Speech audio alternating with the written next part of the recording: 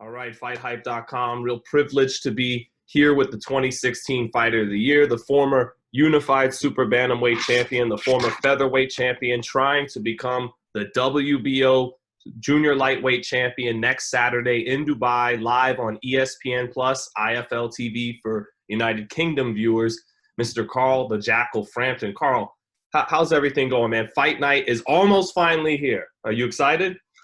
Yeah, look, it's going good. I can't really complain. I've no complaints to make at all about training and how my camps went. I've been very, very happy with my sparring. I'm very happy with my S&C. I'm very happy with how my weight is going and my nutrition. So I've no complaints really, and it's been as perfect as you can get a camp, really. You know, you're the smaller guy out, having started at 122, but do you plan on being the aggressor in this fight when you look at the dimensions of you and Jamel? I don't know.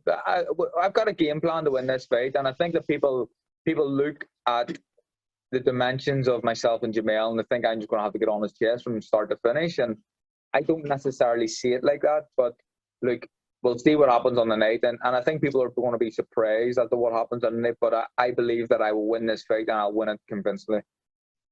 Do you think we see a little Canelo Frampton, so to speak, because Canelo's so good at seeing these guys, at beating these guys much taller than him.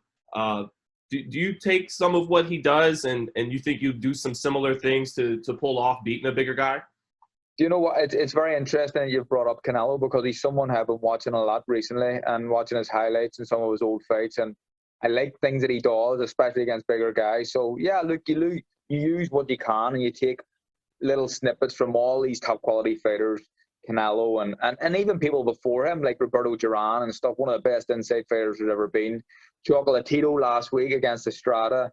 You can take little things from each fighter and hopefully bring him into your game, and it's going to work. But Canelo is someone who I've been watching a lot recently. What does he do well that allows him to beat guys bigger than him that you've seen? It's his head movement. His head movement is unbelievable. Very hard to hit clean. He gets himself close to fighters without using too much energy, because his head gets in there.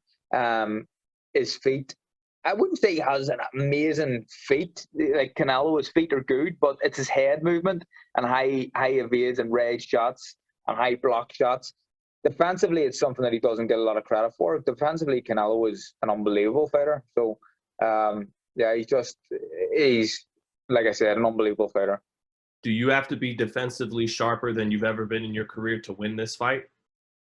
Everything has to be perfect for me to win this fight, and I feel like the way it's been going in camp, it will. If I continue what I've been doing and how I finished off my last bar, then I will win this fight. If I can perform like I've been doing for the last few weeks in the gym, I will win this fight. So it's just about me doing that on the night, and I feel like I will. You sound extremely confident and ready, Carl. You knocked out Trainer with that left hook to the body. How much of that was beyond just winning that fight, was working on things to get ready for this fight? Yeah, how important will that body work be next Saturday? It'll be very important, of course, not just against someone like Jamel Herring, but against any fighter. And I think that it's an art that has been kind of lost. And you look at fighters like Canelo going to the body, and even Chocolatito, who I mentioned as well. And my body punching is something that I've really improved on since I've teamed up with Jamie Moore and Travis Nigelson. So it's a part of my game that I feel like I've improved a hell of a lot on.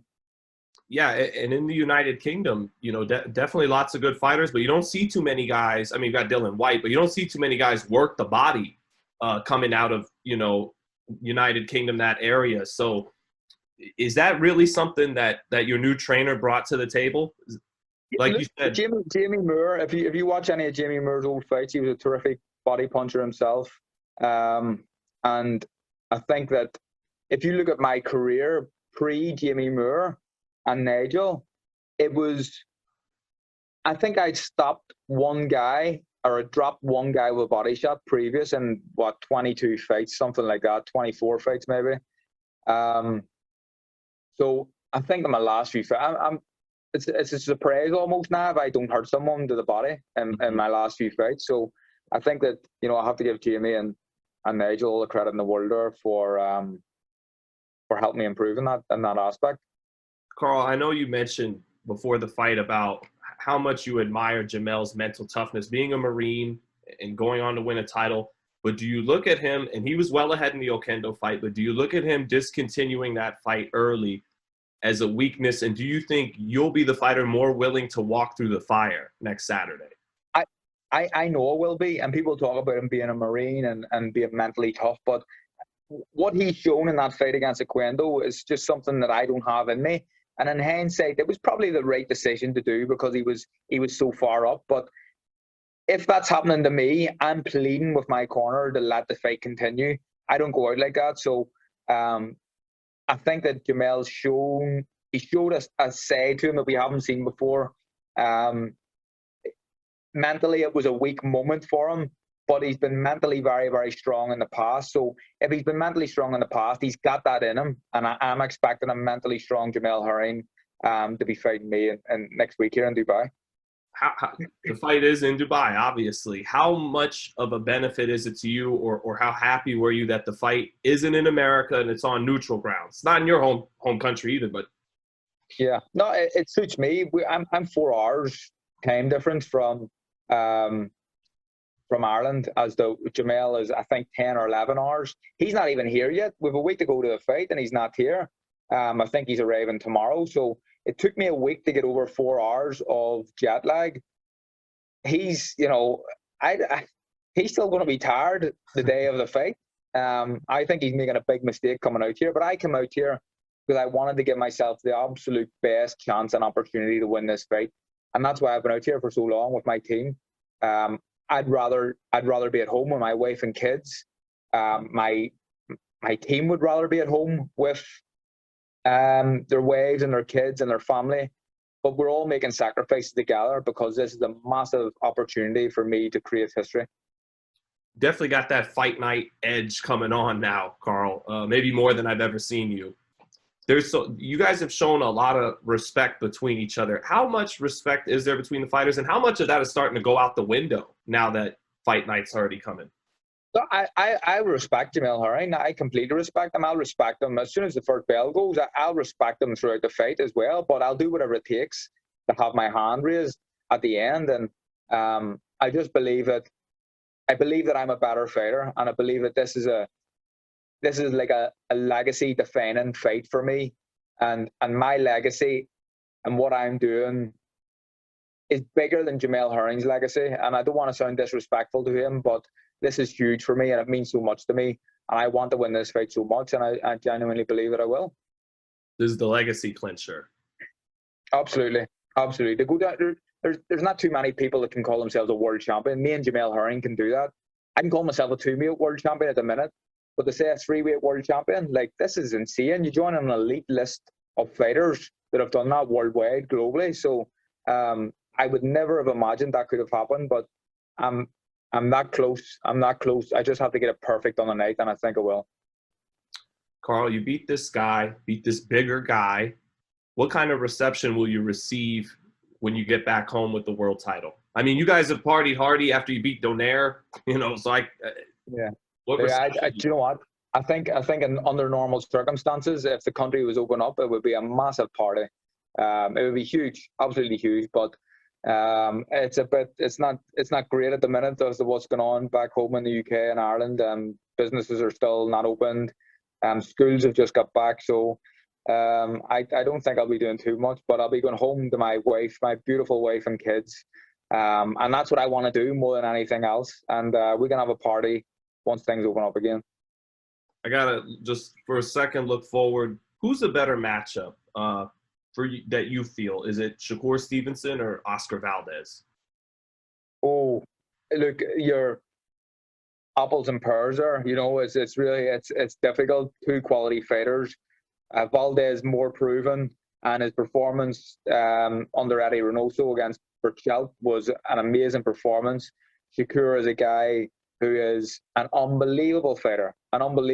So, listen, I'm not going to pick and choose. I think that both these fights are very, very difficult fights, but fights that excite me. If they were to fight, soon there, while you're taking care of business with Herring and moving forward there, if they meet up, who do you favor in that fight, Stevenson or Valdez? I don't know. Before the Burchell fight, I would have heavily favored Stevenson, Right. but I've seen a new side, the Valdez under Eddie Reynoso, and I think that, I don't know. Ask me if that fight ever gets made. With a guy like Stevenson, who's got that great defense, does that make fighters or whomever pause before wanting to jump in there with him? Based on the style. I don't know. Fighters fight because they want to fight and they want to get paid well. And I think Shakur Stevenson, you get paid well if you fight Shakur Stevenson. So I don't see too many people turning a fight with Shakur Stevenson down. They know he's a quality fighter. That's not them as being disrespectful to him.